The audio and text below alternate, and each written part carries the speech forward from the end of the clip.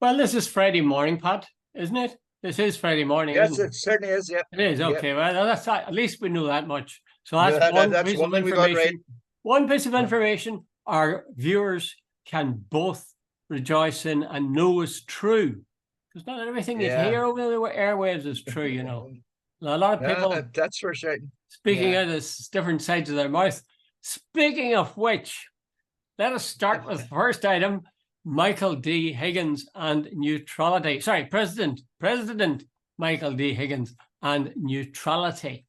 I'm going to be provocative and start, Pat, by saying that Michael D. is consistently inconsistent. He Why do you said he say would that? run for one term, and then he changed his mind and he ran for a second term. I'm sure for very Yeah. good reasons, but he did say he was running for one, and then he said he's going to run for two. Yeah. He came out with some very sharp remarks about this conference on neutrality, particularly about the woman that's heading it up. Is it Dame Louise Stevenson? Is that her name? Oh, Richardson, as far as I remember. Richardson, yeah, Richardson. Yeah. So Dame Louise, he criticised. He said the speakers were loaded in favour of militarism, and he felt, and she was somebody who'd got a foreign award from the Queen. She's a dame. Yeah. So he then, of course, wrote back and said it was all an off the cuff remark. Yeah. So what are your thoughts on that, and maybe the further thoughts? We've talked a bit about the question of Irish neutrality, but what do you think of Michael D's remarks about Dame Louise? Judy, no, by the way, he was 100% right. He was referring to, apparently in the programme, her name is Professor Louise Richardson, and apparently in big black type, a DBE, and a Dame of the British Empire. So she's Dame Louise, right? There is nothing like a dame, Pat. Yesterday. Pat, there's nothing like a dame. Nothing like a dame. Nothing like a dame, right? So anyway, right. Let's take the thing. Now, Jude, I think you're very unfair to our wee president. Inconsistent. He went first time. Let's address what you said first. Right. He went for 7 years and was so popular. He was, by popular acclaim, he was invited to run again, which he did. And he got the biggest vote. Excuse me. No. You can't get away with that, Pat. You can't get away with that. He ran on the basis that he would serve only one term. Now, are you saying you're allowed to change your mind in politics? And he got the biggest vote ever. He got, I think, more than 1 million votes. But he was elected under false pretenses. No, he was not. He was. He said he was going to do one thing. People elected him on the basis of that. It's a democracy. You're allowed to change your mind. It's not written on stone. There's not tablets of stone coming down from on high. You're allowed to change your mind. Do you think that? Anyway, you're interrupting me. So Hey, Jude, I've come to the conclusion that let's move on a wee bit. Our dear president was 100% right in what he said, except that he shouldn't have personalised it to Dame, whatever her name is, Janet Richardson. I'm now getting I can't remember her first name. Why not? Louise Richardson, right? Yeah, okay, right, okay. Like in the sense of it, it sounded like he was having a go at her. She's only the chairperson and so on. But let's move on. Oh, well, only the chairperson. That's pretty important, Pat. That's pretty important, chairperson.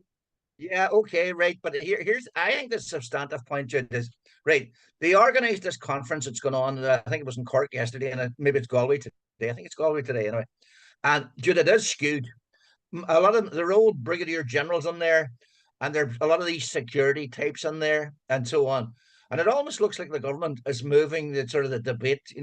It's sort of putting on board a panel and sort of says, "What's Noam Chomsky says? You can discuss away as long as you stick within the prescribed limits." And I think that's setting the tone for the debate, right? Micheál Martin does seem to have a problem with anybody from the left these days. There he was sitting yesterday having a go at hecklers and saying, "You people have no respect for democracy. The only voices you want to hear are your own." So that was right. That was marvelous. He said that as they were being hauled out. The guys they were being hauled out. There was this man sitting up on stage who organised this thing, who's got RTE, all the newspapers, all the broadcast organizations backing him. He's the Taoiseach. He's got the biggest platform. Here's a couple of people who saying we don't like this and we're worried about where this country is going, and he's telling them they're not democratic. This is the same Taoiseach who in the Dáil last week accused Paul Murphy, the socialist the left wing TD of using a jackboot. You know, I think that a lot of these guys, they don't like anything that challenges the comfortable cartel of consensus that they have going, and they don't like that at all. That everybody's supposed to sing from their hymn sheet. I think Micheál Martin is getting more and more desperate.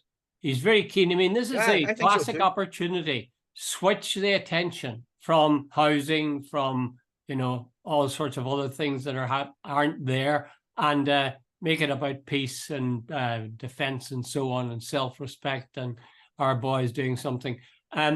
I think he was right about Dame Louise Dame Louise Richardson.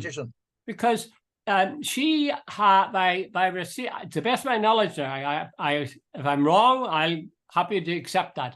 But as I understand it, she has contravened Article 40.2.2 of the Constitution, which states no title of nobility or of honor may be accepted by any citizen except with the prior approval of the government. Now, did anybody say the government approved it? I don't think so. So she's essentially broken the rules for an Irish citizen. Nothing's going to happen to her. Micheál Martin, nobody will say a bloody word about that. No, that's wrong. Second thing I would say is that anybody who takes a dame of the British Empire or anything else to do with the British Empire, if they're Irish, needs to think hard about themselves, because we know what the British Empire was. And for them then to be heading up a peace conference or a question of neutrality is beyond parody. I suppose I would say we'll come back to what we said before, that I think Ireland needs to be radical in this. If they don't go radical, they're for it.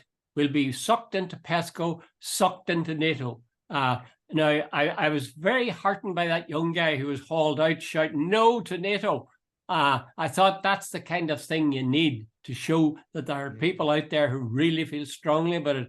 Otherwise, we're going to drift into it. They'll say, we must go into NATO. Are you against Ukraine? Do you want Ukraine? Your own defense, your own security, yeah. You see, think about this. You go on about this pipeline and so on that they need to defend. But, I mean, who established that? I presume Ireland didn't build that pipeline. So if somebody else built it, I think there's a reasonably strong case for them protecting it rather than Ireland. Yeah.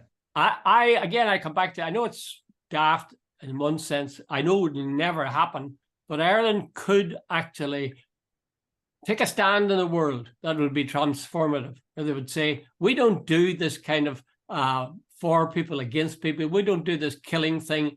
We help people. And Ireland has a great reputation for helping people, even with missionaries. I know there's all that controversy, but we do have that reputation, and it'd be great to see that built on, or somebody even talking about building on it.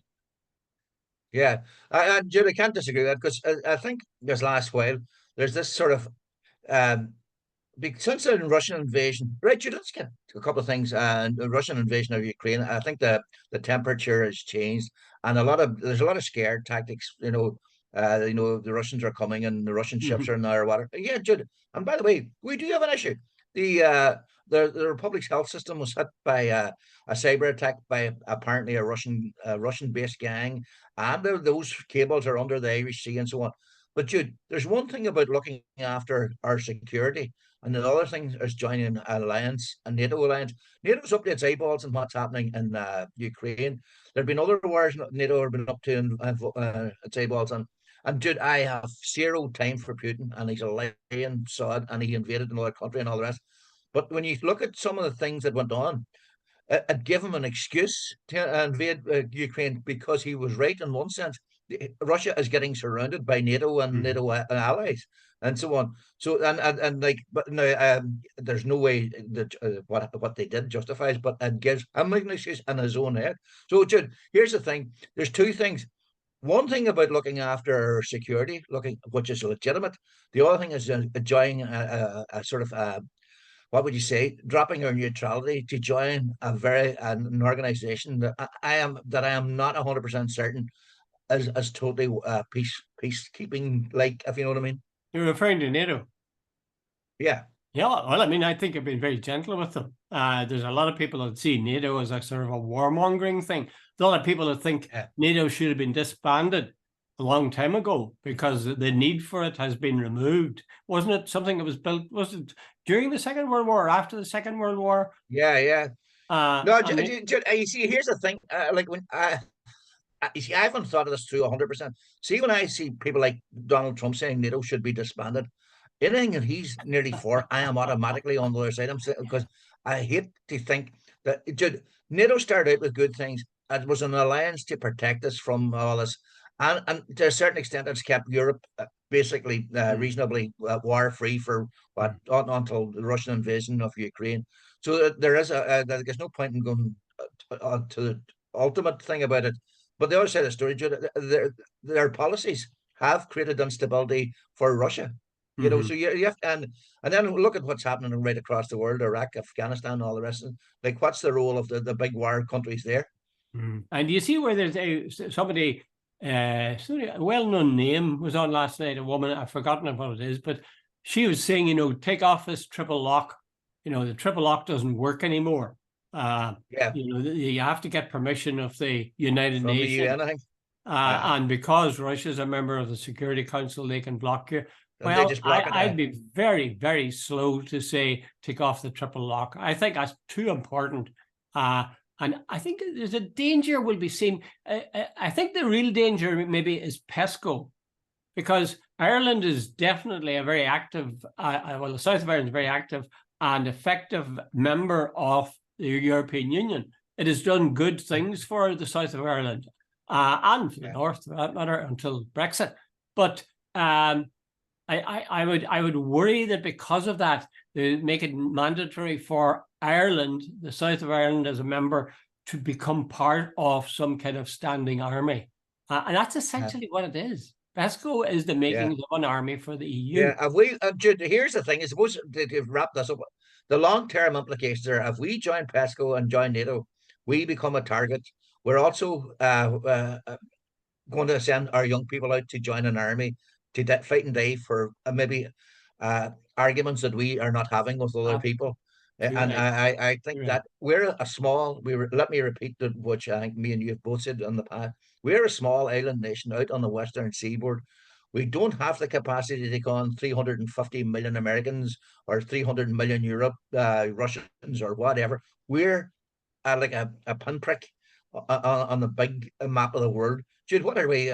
We're 2.5% of Europe or something or less, you know. So like, Jude, we're and the grand scheme of things, Ireland we can use the soft power we have, which, by the way, we have a great influence in America. We have great influence in the EU. We're big influence in places like Australia and Canada.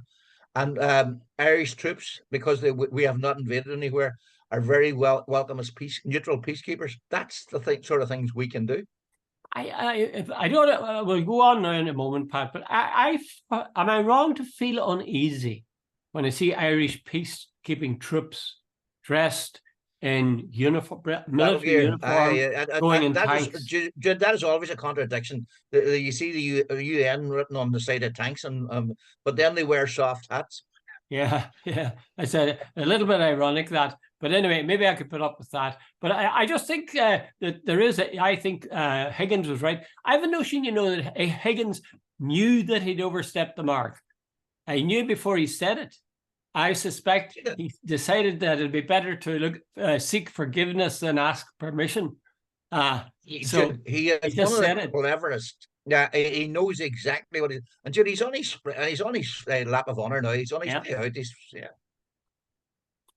And he knew what he was doing, and then of course somebody takes him off and he says, "Oh, well, off the cuff remark." And do you think he's crying into his gin and tonic at the house? I'm really glad that he did it, and it's got people talking, I hope. And the more protesters there are, the better, because it'll alert Micheál Martin maybe to the fact that this isn't an easy ride. My final point would be, during the Second World War, Hitler clearly was not a good man. But Ireland resisted, under De Valera, the South of Ireland resisted real pressure from Britain to come in on the side of the Allies. And even with the threat of invasion, I know. Once Shaming me, fool me once, shaming you, fool me twice, shaming you. Okay. What about that sub? I know it's all over now by the shouting, but the Titan that went down to the Titanic and it came apart at the seams. What are your thoughts on A, the fact that people did that, and B, that it got such headlines? Well, Jude, look, the loss of life is to be, mourned and all the rest of it. But Jude, someone I have an issue with this in the sense, right, let's get a talk on the personal, Jude. These guys went into someone that apparently is the size of a sort of a Ford Transit van. They were sitting in the back of it. They were going down to this thing. And Jude, I am claustrophobic. You wouldn't have got me into that for £1,000,000. Apparently it's locked from the outside. I had to pay 200,000 to get in. Get in. Well, they would have had to pay me a lot more to get, and I wouldn't get in anyway. Jude, if they had to pay me 10 million or whatever. It's locked, bolted from the outside, Jude. Right. Here's the thing, Jude. The more I've read about it now, Jude, I can't claim to have been comprehensive on it, but apparently it was not certified by any organization. There was one guy who went to have a look at it, was anxious to go down and have a look. I can't remember his name, but he looked at it. He had paid 150,000, but he pulled out. He said, in his opinion, it wasn't safe. And you sort of go, right. And it looks like, Jude, that it exploded some way, far from they were sitting down waiting to die from asphyxiation. Apparently, by the looks of it, seeing they found debris that had exploded. So there's obviously someone. So, Jude, here's the thing. Surely, before these things are allowed in the future, they have to get a group of certified engineers and experts to say that submersible is acceptable. And so, Jude, they're going down to what, 15,000 feet or something under the water at the seabed. And the pressures, apparently, and so on. The thing, obviously, some sort of gas inside exploded. So, here, see this thing about thrill seekers and all the rest. Like, imagine that young fella. Apparently, that young fella, he only agreed to go down as a Father's Day thing for his father. I can't remember. David, I think that's his name. Suleiman David. I can't remember the name of his father. He's only 19. Imagine sitting down there waiting to die or whatever, going down. And apparently he didn't want to go down as well. Yeah, I think part of the horror of it was that they kept telling us how much air they had got left, how many hours of air they had left. And you had this image of people, slowly dying with insufficient oxygen. But it does appear that there was an explosion, and you almost wish that that'd be true. That the thing I hope that's true, suddenly and unexpectedly. But it's a hard thing to say. But this is an example of people who literally have more money than sense. Absolutely, it's a sad thing to say, but it is true. And you're absolutely right. These things should be. I mean, think of the amount of money and time and effort that was exerted searching for them. I mean, if that kind of thing is going to swing into place, then there should be rules for them going down in the first place. So this kind of thing doesn't happen. They don't have to go searching for them. Bad. Okay. So, but right? I know we mentioned it briefly on Monday, but Jude, contrast, there was more than 500 people drowned, mainly, I think, almost exclusively women and children on the coast, off the coast of Greece last week. Jude, those 500 lives are just gone. Nobody mentions it. In fact, Jude, as I mentioned somewhere else, the loss of 500 lives was the subordinate clause in the big story. The substantive one was the role of the Greek authorities. Did they pull the boat and all the rest? The deaths were so far down the line, and yet, Jude, here are these rich kids, and by the way, I'm not diminishing anyone's life, but here 5 guys had dominated the news. There were the British, Australian, American crews were all over the place. The cost of it was phenomenal, and it's dominating the news. 500 poor people went to the bottom of the sea. And I have and I mean this sincerely, I have a big thing about that, about there's something seriously wrong about the way we're living our lives these days. We seem to have lost empathy and sympathy with the poor, and we sort of glorify the rich and the elite. There's a lot of people who would criticize these immigrants, on the basis that they paid a lot of money to these gang masters who took them over. Because they're desperate. An exact parallel. Because it's a thrill, Jude. It's an exact parallel. These guys paid 200,000 so they could go to the bottom of the ocean. you know. Aye. So But, it was a but decision. one was a thrill seeking. One was thrill seeking. No, we've got the money and we want to do That's something right. that nobody else is. Well, there's more people gone to the moon than gone down to see Titanic, and this is going to be a great talk around the dinner table. We'll dine out in this. The poor people who got on with the gangmasters on a substandard boat, they were desperate. They were trying to get to a better place for their children. You know, the difference is 180 degrees. Yeah. Plus, of course, there's world hunger. I did a blog on it, I Yeah, think, and something like right. 25,000 people dying every day of hunger. Yeah, And we don't give a yeah, damn. We don't give yeah. a damn. Okay, let's move on to, boy, was this a story? Ryan Tubridy and his pay Uh, packet. Wow. Wow, that's all I can say. Give us your initial reaction to that one, Pat. Maybe tell our viewers what it's about. I was going to say, I wonder what he was going to say this morning, but apparently he was pulled off air Oh, it he was knew last night he confirmed wasn't last going to night. be on. I'd say that was his Well, you see, I decision. didn't know that actually. So anyway, but hey, look, Jude, Tubridy has issued a statement, and what she says, I am not responsible for how RT accountants, sort of basically account for my pay. I have nothing to do with it. But here's the point, Jude. RTE has been seriously damaged by this, and Ryan Tubridy is most certainly going to be damaged by And we it. should tell them. They, We should tell them what exactly the situation is, because not everybody might be abreast of it. right, a couple of years ago, Ryan Tubridy was on something like 800,000 or 900,000 a year, and there was a hoo-ha, particularly after the financial crash. Why are we paying? It's a captive market. Why are we paying anybody nearly €1,000 or €1,000,000 a year to appear on RT? Like, where are they going to go and so on? The supply and demand sort of the same. Like the demand isn't that great, and the supply is actually very good. So why are we? So right, move RTE went then, and there's all that too who about license fee and how expensive it was. So RTE went public and said we are cutting the pay of all our top performers by X, Y, and Z. So then Ryan Tubridy, apparently his salary went down to someone like I know, Jesus, for he does an hour each morning from 9 to 10 on RTE radio, and on a Friday evening he does a 2-hour show for which he is paid someone like €470,000 on the public record, on the public purse, or from the public purse. Oh, but That was what. Huh? It's important, I think, to keep in mind. Yeah, he appears before the public or he broadcasts during those times, but there'll be a lot of work leading up to that. But Jude, come on, Jude. I've done some radio. Like I'd say if he's doing his 9 o'clock show, he probably comes on at 6 o'clock. And does a couple 2 or 3 hours research. That's about it, right? And he's out of there, I'm sure, at 10:30 in the next morning. Anyway, let's get on to the thing. The bottom line is, officially, he was earning something like €475,000 a year. And now it emerges from 2017 to 2022. I think he's paid an additional 345,000 that nobody knows about. And it only came to a light, and apparently it's some Donegal woman who's an accountant. She was sent in. I don't know whether that's true or not, but anyway, she was going through and she raised an issue about she couldn't figure out where this money was going to, and it turned out that it was going to Ryan Tubridy. So now RT had to go public yesterday and say, like, by the way, Jude, you have to remember this is a public service broadcaster. It's public monies that are getting paid to these guys. So RT is now being sort of accused of sort of secret payments about conning the public. Ryan Tubridy, his statement says, "Look, this is not. I didn't ask RT to do this. How they report my pay is a matter for them, not for me." And he's got a fair point there. But the only thing is, no matter I'm not sure, Pat. I think you're too soft on him that one. I think you're too soft on him on that one.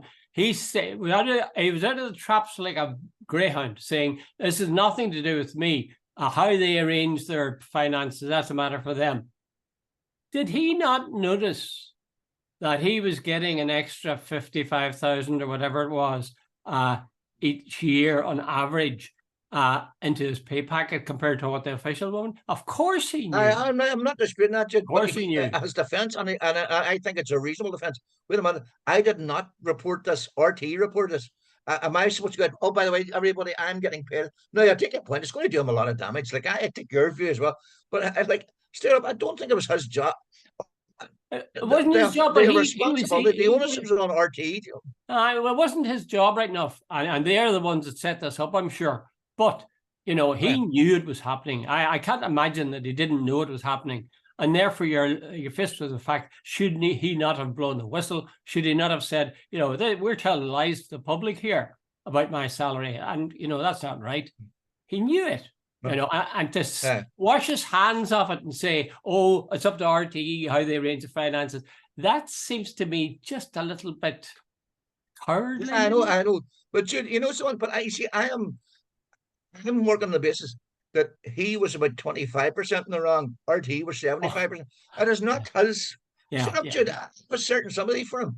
Like, RT was, RT wanted to pay me 75 grand under the table.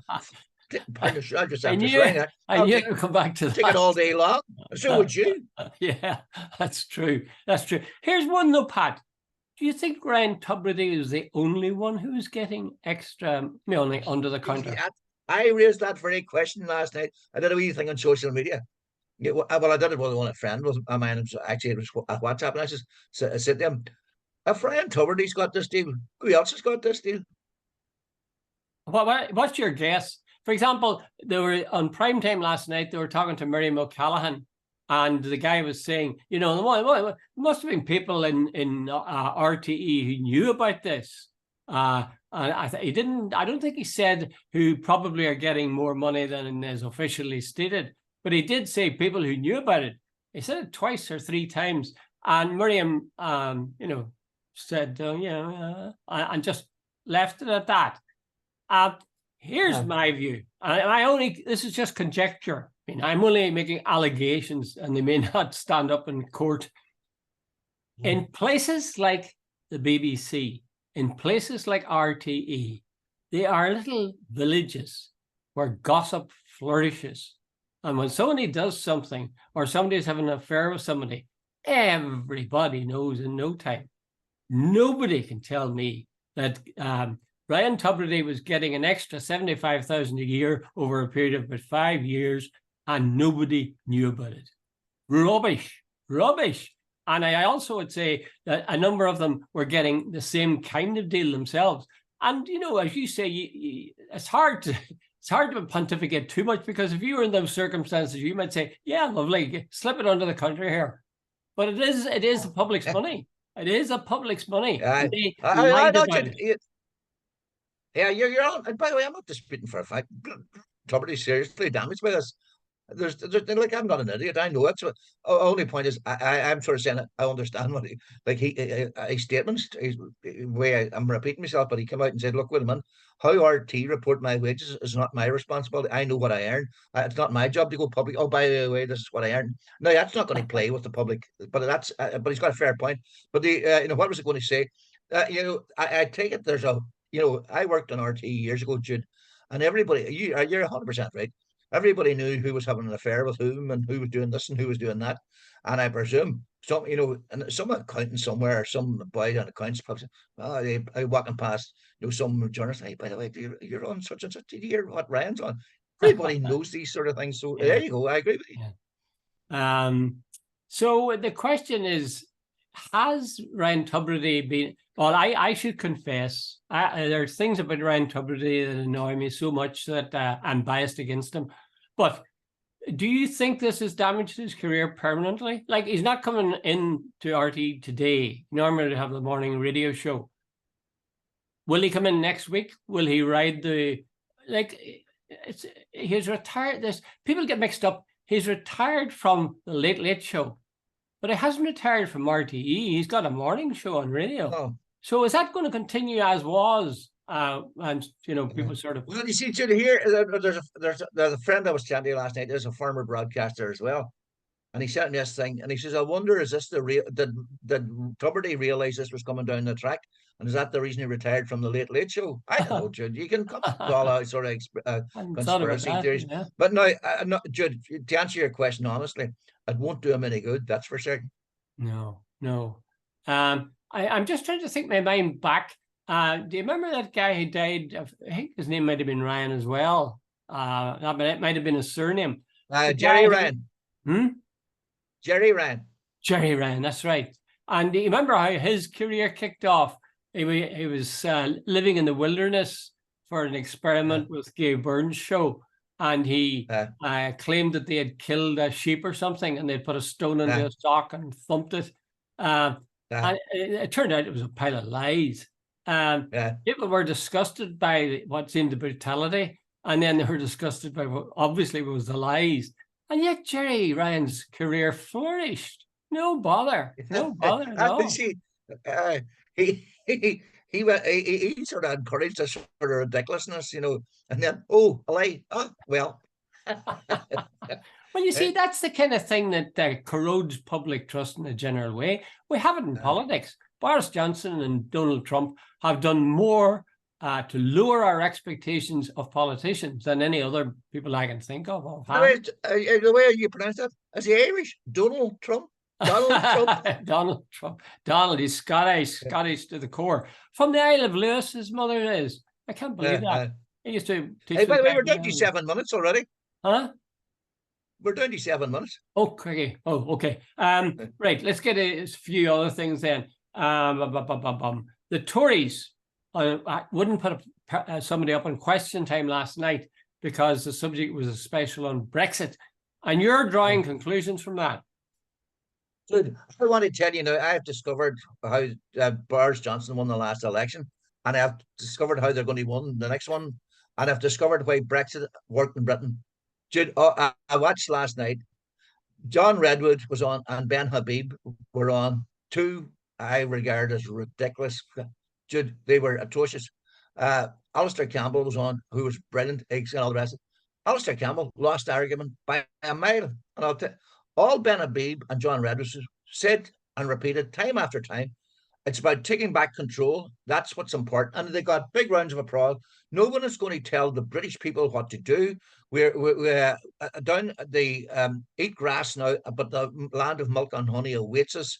Hang in there. We've proved it in the past. We're a great nation, and we will do it again. The seeds are already there, etc., etc. And they got round and round of applause. Alistair Campbell says it's self-harm. It's such and such and such. You were late to on the bus. We're told there was an oven-ready deal with the EU. We were told that there was going to be a deal with the Americans, a trade deal.